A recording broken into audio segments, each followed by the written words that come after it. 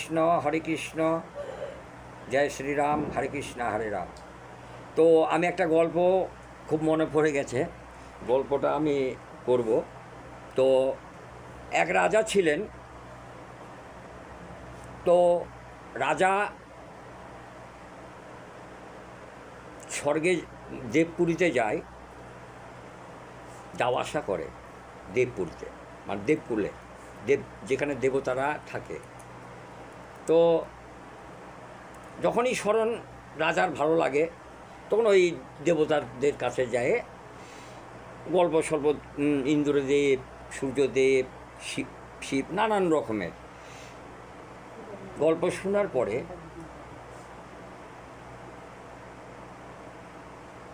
খুব ভালো লাগে তাদের গল্পতে। মানে এমন রাজার মানে কি আর বলবো।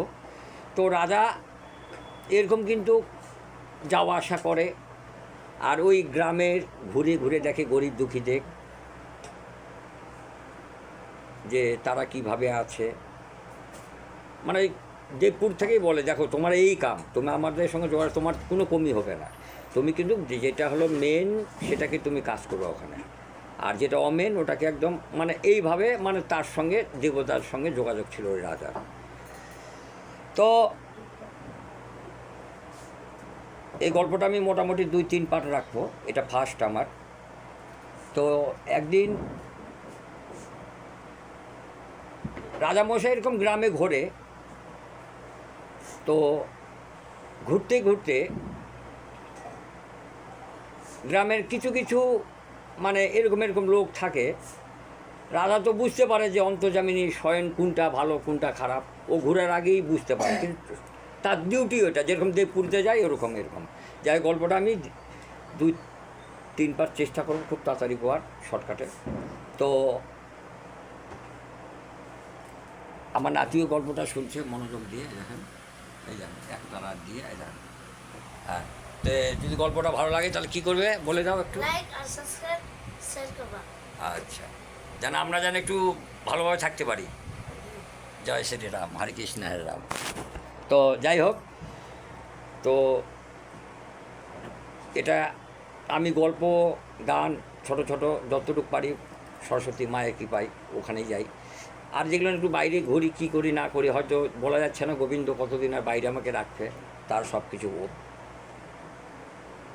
মানুষ রূপে ভগবান, আর মানুষ রূপেই হলো শয়তান।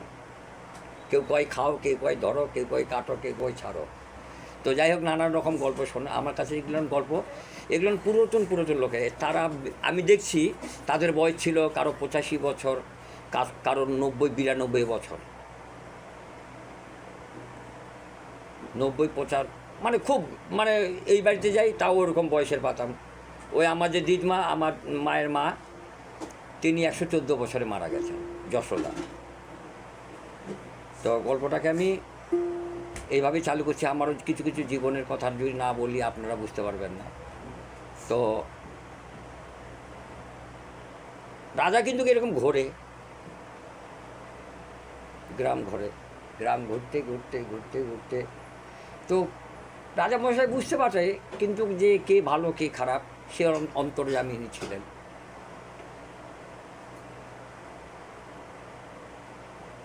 তো গ্রামের যেগুলো যাদের বাবা মায়ের বহুত কিছু আছে তারা কিন্তু বলে রাজা তো সবাইকে দেয়, আমরা চাইলে হয়তো পাবো। তো রাজামশাই কিন্তু তাদেরকে দিত না, সঠিক কর্ম করছে খাচ্ছে, তা তুমি আবার কিসের, যেগুলো মানে নিরীহ, মানে খাতে পায় না, চলে দিন খায় দিন করে, তাদেরকে এইভাবে দেয়।